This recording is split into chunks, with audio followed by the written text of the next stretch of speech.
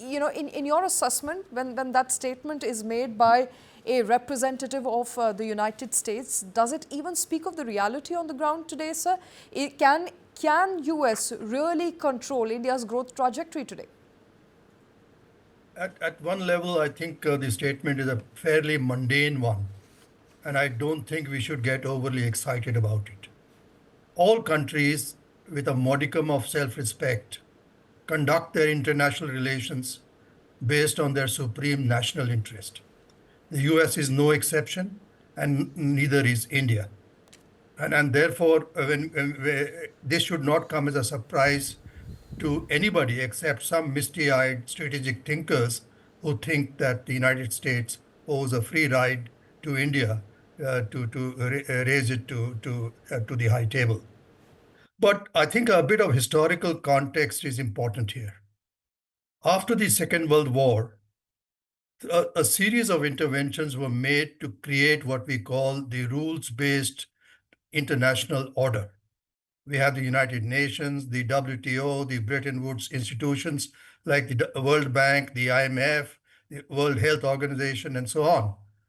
All this entire architecture was put in place significantly due to the leadership of the United States. But now the United States seems to have turned a new leaf. Its priorities are largely and preeminently domestic, and it feels that it has been taken advantage of. Well, they're entitled to their view.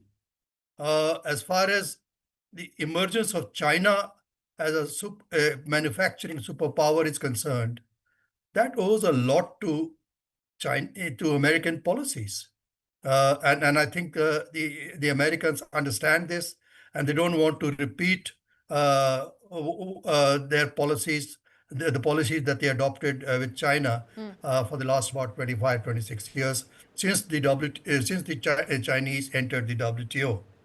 But let me just say that the trade deal that India and the United States have negotiated, we're talking about a fair deal. This is certainly not a fair deal.